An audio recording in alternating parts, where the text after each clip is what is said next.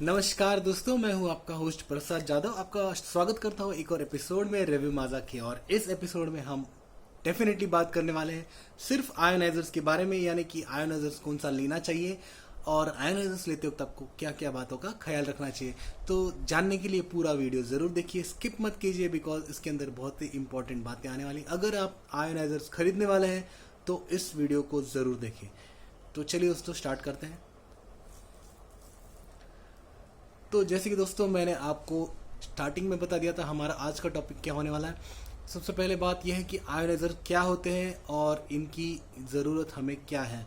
तो दोस्तों, आयोनाइज़र ये कॉन्सेप्ट कैंगन वाटर करके कंपनी है, एनर्जी कंपनी, जिसने लॉन्च किया था पूरे वर्ल्ड में। और वो एक चेन सिस्टम थ्रू चल रहा एक सिस्टम है जिसमें आप एक आयोनाइज़र खरीद सकते हैं। उनके आयोनाइज़र की कॉस्ट लगभग 1,60,000 का है 3 प्लेट्स का, और 5 प्लेट्स का 2,65,000 का है, एंड 7 प्लेट का जो है वो 3,60,000 का है।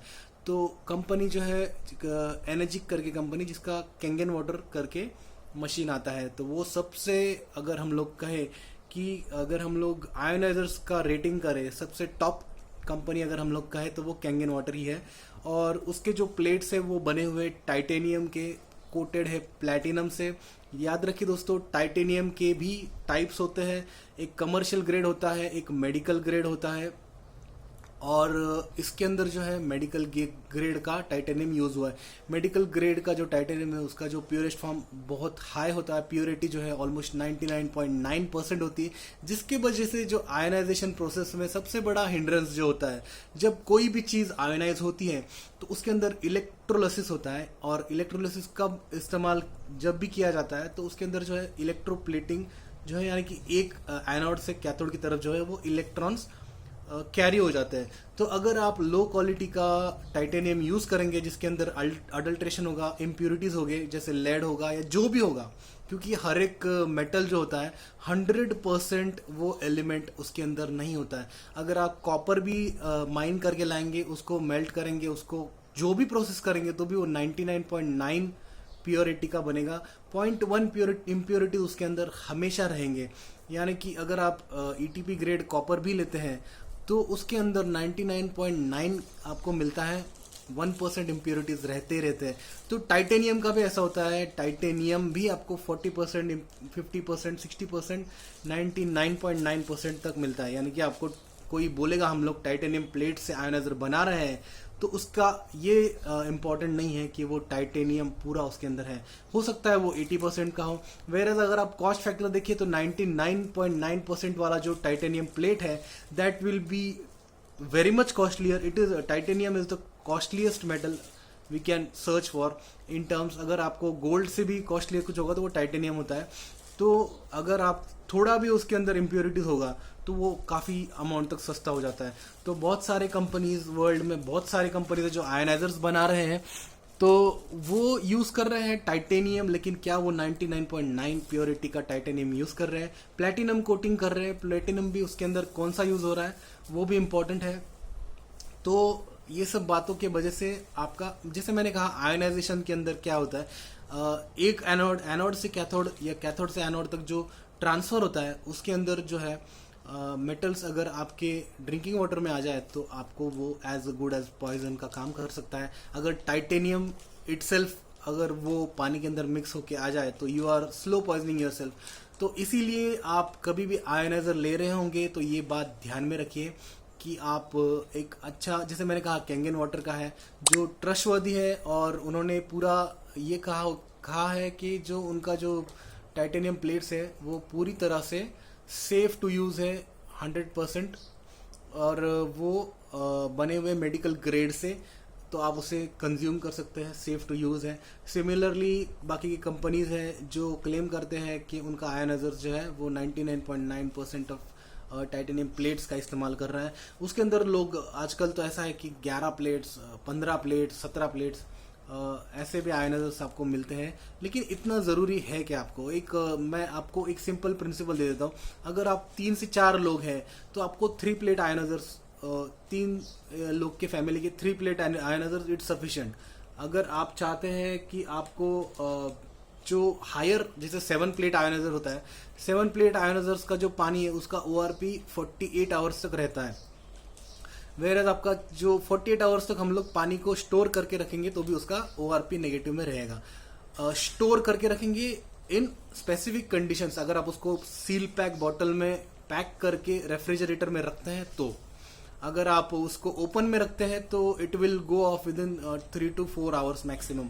सो अगर ये कंडीशंस होते हैं ORP मेंटेन करने के लिए, तो अगर आप ORP मेंटेन करना चाहते हैं तो बॉटल में भर लीजिए, उसको सील पैक कर दीजिए एकदम कस के, उसको फ्रिज में रख दीजिए।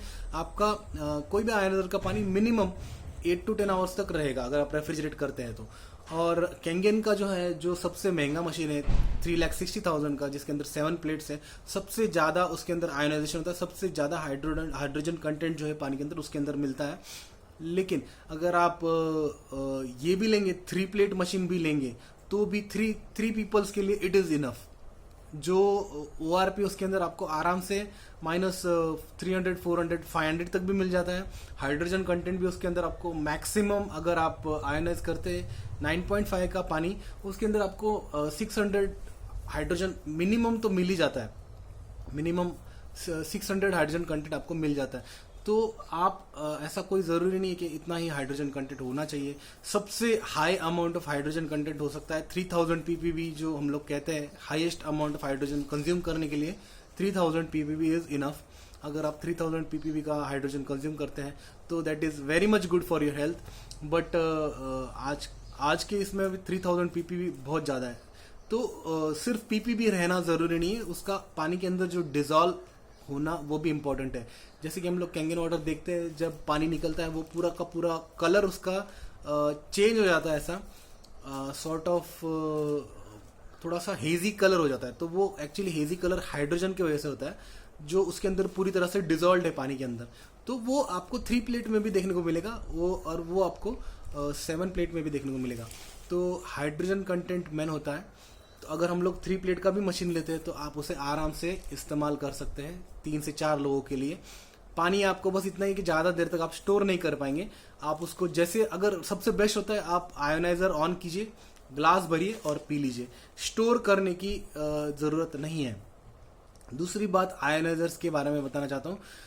हम लोग आयोनाइजर्स को जो पानी प्रोवाइड करते हैं उसका TDS कितना होना चाहिए, ये बहुत इंपॉर्टेंट है। उसका TDS जो है, आयोनाइजर्स को देने वाला जो पानी है उसका TDS ध्यान रखिए 150 से ज़्यादा नहीं होना चाहिए। अभी मैं आपको बताता हूँ क्यों। उसके अंदर अगर आपके पानी के अंदर अगर कैल्शियम है तो ये कैल्शियम जो है, मैग्नीशियम कैल्शियम दोनों के दोनों आपके प्रोडक्ट वाटर यानी कि जो प्योर वाटर आयोनाइज्ड वाटर है उसके अंदर आएगा, और वो आपको पानी के अंदर आपका कैल्शियम कंटेंट आएगा, आपको दिखेगा उसके अंदर जो है व्हाइटिश कंटेंट जो है वो दिखेगा। लेकिन it is not harmful at all. वो जो है हमारे बॉडी के लिए बेनिफिशियल ही है, because it is necessary for our body.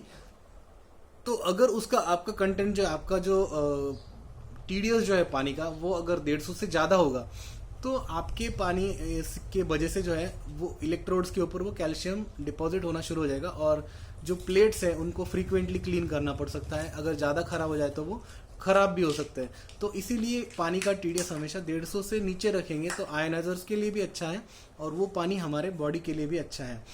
तो दूसरा क्वेश्चन ये है कि क्या हम लोग आयोनाइजर को RO वाटर प्रोवाइड कर सकते हैं? आप RO वाटर डेफिनेटली प्रोवाइड कर सकते हैं आयोनाइजर को, लेकिन आयोनाइजर्स का जो फ्लो है, इनपुट फ्लो मिनिमम 1 लीटर पर मिनट का फ्लो उसको मिलना चाहिए। और इसके लिए आपको एक करना पड़ेगा, RO वाटर से आप पानी स्टोर कर लीजिए। स्टोर करके एक छोटा 150 GPD का बूस्टर पंप लीजिए, उस बूस्टर पंप से आप उसको फीड कीजिए, आपके आयोनाइजर को फीड कीजिए, फिर वो पानी आप निकालिए। तो वो आपको proper ORP and proper pH आपको तभी मिल पाएगा। अगर आपका फ्लो कम होगा तो आपको प्रॉपर ORP और pH नहीं मिल पाएगा। तीसरी बात दोस्तों, क्या आयोनाइजर का पानी हम लोग स्टोर कर सकते हैं? जैसे मैंने आपको बताया स्टोर कर सकते हैं। सील पैक बॉटल में आप स्टोर कर दीजिए और उसको रेफ्रिजरेट कर दीजिए तो आप यूज़ कर सकते हैं। जो एनर्जी की जो बॉटल आती है वो भी अच्छी है, नहीं तो आप सोडा के जो बॉटल्स आते हैं 1 लीटर 1.5 लीटर के, उसमें भर के रख लीजिए और उसको पी सकते हैं। और दूसरी बात दोस्तों, ORP का और हाइड्रोजन का क्या इंटर रिलेशन होता है? अगर आपके पानी के अंदर ORP -300 तक है तो आप निश्चिंत रह के कह सकते हैं कि आपके पानी के अंदर मिनिमम हाइड्रोजन कंटेंट 600 से लेके 1000 ppb तक है। तो अगर आप उसको मल्टीपल टाइम्स आयनाइज करते हैं तो वो कंटेंट बढ़ भी सकता है, लेकिन वो हम लोग जनरली करते नहीं है क्योंकि आयनाइजर्स में वो पॉसिबल नहीं होता है बार बार वही पानी को आयनाइज करना। दूसरी बात दोस्तों, एसिडिक वाटर को क्या हम लोग स्टोर कर सकते हैं? एसिडिक वाटर को आप कितने भी दिनों तक स्टोर कर सकते हैं, कोई प्रॉब्लम नहीं है। उसमें से आपका एसिडिक कंडीशंस कभी कम नहीं होंगे, या जो ORP पॉजिटिव हो वो ORP पॉजिटिव रहेगा, तो उसमें कोई आपको दिक्कत नहीं आती है। और एक इम्पॉर्टेंट बात दोस्तों, आयनाइजर्स के अंदर जो है, जो पानी हम लोग पीते हैं, जो प्रोडक्ट वाटर आता है वो होता है, उसके अंदर आपको हाइड्रोजन कंटेंट होता है, और जो रिजेक्ट वाटर जो आपको जाता है, हमेशा याद रखिए उसके अंदर आपको होता है क्लोरीन गैस जो होता है वो होता है, और आपका ओजोन गैस होता है। तो एक बात ध्यान रखिए कि जो रिजेक्ट वाटर है उसको कभी भी मत पीजिएगा, कभी भी मत पीजिए। और अगर आप स्प्रे करते हैं रिजेक्ट वाटर, जो रिजेक्ट नहीं कह सकते, जो एसिडिक वाटर है, अगर आप उसको स्प्रे करते हैं, स्प्रेयर में डाल के इमीडिएटली स्प्रे करते हैं कहीं पे भी, जैसे हम लोग स्प्रे करते हैं जो कोई स्किन प्रॉब्लम होगा या कुछ भी होगा, तो उस वक्त ध्यान रखिए कि आप अपने मुंह के ऊपर कुछ बांध लीजिए, कपड़ा या कुछ भी हो वो बांध लीजिए, फिर आप उसको स्प्रे करिए। वो उसमें से जो गैस निकलेगा वो इनहेल ना करें, बिकॉज अगर उसके अंदर ओजोन गैस है, उसके अंदर क्लोराइड गैस है, क्लोरीन गैस है, तो वो इट इज़ नॉट गुड। तो आप उसे डेफिनेटली स्प्रे कर सकते हैं। बस मेरा कहने का मतलब ये है कि आप बस जो स्प्रे कर रहे हैं उसका जो गैस निकल रहा है उससे बचिए, इट इज़ हार्मफुल। अगर आप उसे घर के अंदर स्प्रे करते हैं तो आप मत कीजिए, कहीं आउटडोर में बालकनी में बैठ के स्प्रे कर दीजिए, और फेस को कवर कर लीजिए, बांध लीजिए किसी चीज़ से, ताकि वो गैस डायरेक्टली आप इनहेल ना करें।